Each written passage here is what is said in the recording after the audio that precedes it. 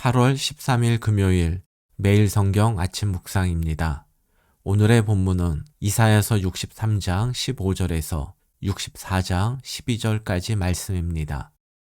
주는 우리 아버지시라는 제목으로 말씀을 묵상하겠습니다. 첫 번째 단락의 제목은 하나님께 소망을 둔 기도입니다. 15절입니다. 주여 하늘에서 굽어 살피시며 주의 거룩하고 영화로운 처소에서 보옵소서. 주의 열성과 주의 능하신 행동이 이제 어디 있나이까? 주께서 베푸시던 간곡한 자비와 사랑이 내게 그쳤나이다. 하나님께서 이스라엘에 베푸신 구원의 역사를 돌아본 선지자는 하늘에 계신 하나님께 기도합니다.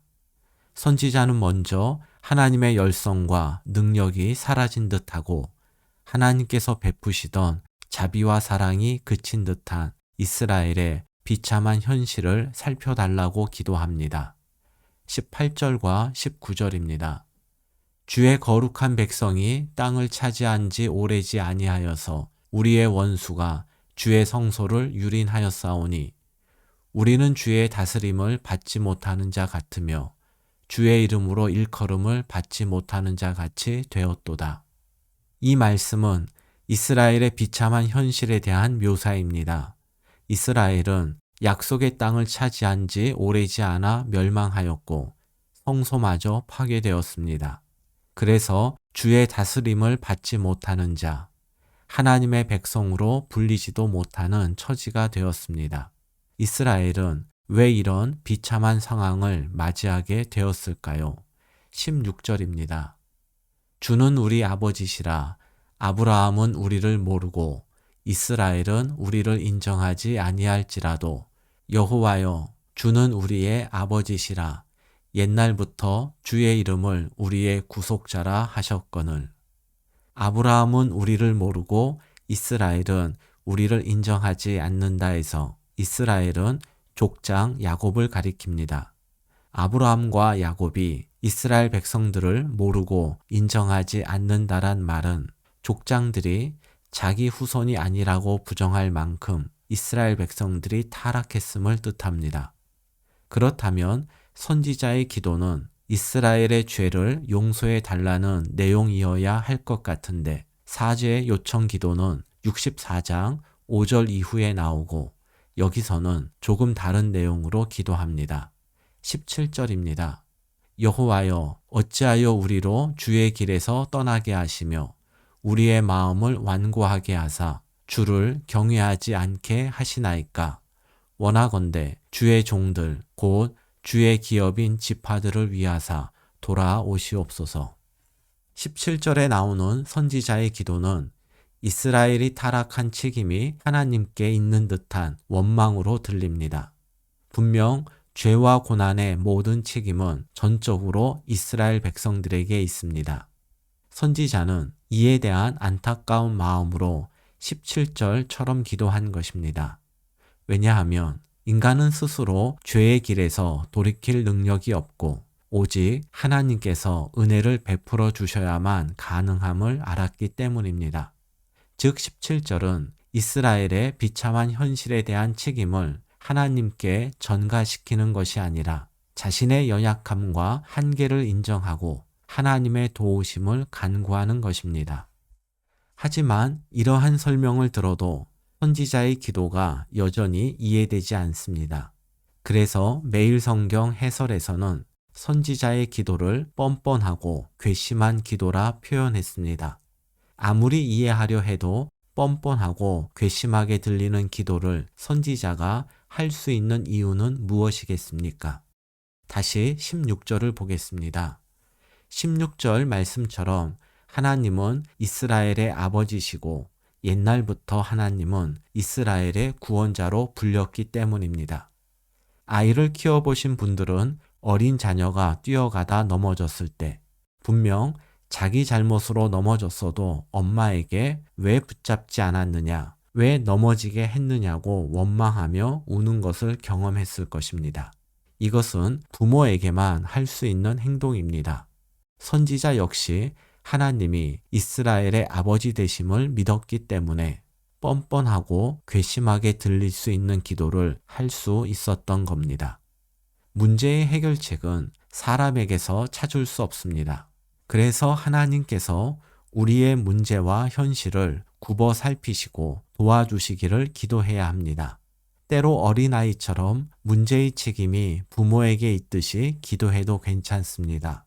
우리의 아버지 되시는 하나님께서는 하나님께만 삶의 소망이 있음을 믿는 자녀들의 뻔뻔한 기도에도 기쁘게 응답하실 것입니다. 두 번째 단락의 제목은 하늘을 가르고 강림하소서입니다. 1절과 2절입니다. 원하건대 주는 하늘을 가르고 강림하시고 주 앞에서 산들이 진동하기를 불이 섭을 사르며 불이 물을 끓임 같게 하사 주의 원수들이 주의 이름을 알게 하시며 이방 나라들로 주 앞에서 떨게 하옵소서. 선지자는 하나님께서 하늘을 내리고 강림하시기를 간구합니다. 하나님이 땅으로 내려오시면 산들이 진동할 것입니다. 이것은 출애굽기 19장 18절 말씀처럼 하나님께서 출애굽한 이스라엘 백성들에게 율법을 주시고 언약을 맺기 위해 시내산에 강림하셨을 때 나타난 현상을 염두에 둔 표현입니다. 높고 높은 산들도 하나님이 강림하실 때에 두려워 떨었습니다. 그렇다면 인간이라면, 특히 이스라엘을 억압하던 하나님의 원수들이라면 얼마나 더 두려워하고 떨겠습니까? 3절과 4절입니다. 주께서 강림하사 우리가 생각하지 못한 두려운 일을 행하시던 그때에 산들이 주 앞에서 진동하였사오니 주 외에는 자기를 앙망하는 자를 위하여 이런 일을 행한 신을 옛부터 들은 자도 없고 귀로 들은 자도 없고 눈으로 본 자도 없었나이다. 하나님의 강림에 산들이 두려워 떨었던 이유는 하나님께서 사람들이 예측하지 못한 놀라운 일들을 행하셨기 때문입니다. 하나님처럼 당신 백성을 위해서 놀라운 일을 행한 신은 없습니다. 오직 하나님만이 당신을 앙망하는 자들을 위해서 놀라운 일을 행하셨고 앞으로도 행하실 것입니다. 때로 너무 힘들어서 어떻게 기도해야 할지 모르고 기도할 힘조차 없을 때가 있을 것입니다.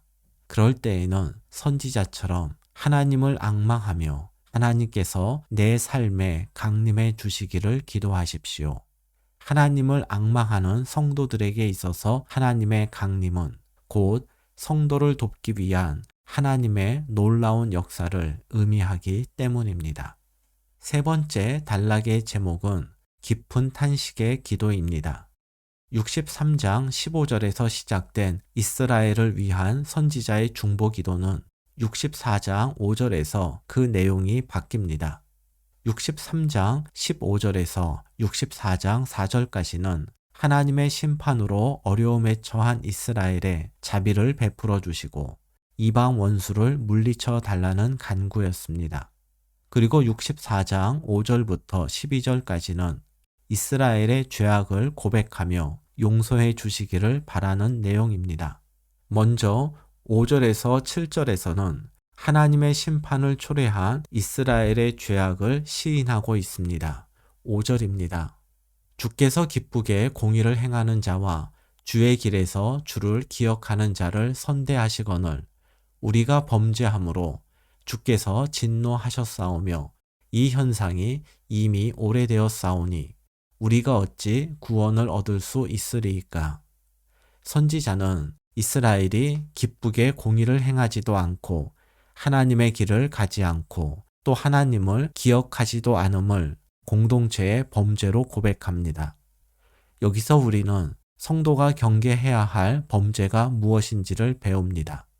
기쁘게 공의를 행하지 않는 것, 그리고 주님의 길을 따르지 않고 주님을 기억하지 않는 것, 이것이 성도의 범죄입니다. 혹시 5절 마지막 부분에 나오는 표현처럼 이러한 현상이 이미 우리에게 오래되지는 않았습니까? 이렇게 살았던 지난 날을 회개하며 의의 길을 걸어가도록 노력하며 기도합시다. 6절과 7절에서 선지자는 하나님의 심판이 공동체의 죄악과 여전히 하나님께 나오지 않는 공동체의 교만에 있음을 고백합니다. 8절부터 12절까지는 선지자가 하나님의 사랑에 의지해서 화주의 간구를 드리는 내용입니다. 9절입니다. 여호와여, 너무 분노하지 마시오며 죄악을 영원히 기억하지 마시옵소서. 구하오니 보시옵소서, 보시옵소서. 우리는 다 주의 백성이니이다. 선지자는 하나님이 이스라엘의 아버지가 되시고 호기장이가 되심을 근거로 하여 하나님의 분노를 거두고 이스라엘의 죄를 영원히 기억하지 말아달라고 기도합니다. 이것은 하나님의 용서를 기대할 수 없을 만큼 이스라엘의 죄악이 크다란 고백입니다. 그리고 선지자는 10절과 11절에서 하나님이 지으신 백성들의 황폐한 현실을 호소합니다. 12절입니다. 여호와여, 일이 이러하거늘 주께서 아직도 가만히 계시려 하시나이까? 주께서 아직도 잠잠하시고 우리에게 심한 괴로움을 받게 하시려나이까? 이스라엘의 비참한 현실에 대한 하나님의 개입과 용서를 바라는 선지자의 기도는 성전을 비롯해서 모든 것이 황폐해졌는데 아직도 가만히 계시려 하십니까? 우리를 극심한 고통 속에 내버려 두시겠습니까? 라는 깊은 탄식으로 끝이 납니다. 문제의 심각함을 알 때 우리의 탄식도 깊어집니다. 가정과 사회와 교회와 나라를 위한 우리의 기도에는 선지자와 같은 깊은 탄식이 있기를 바랍니다.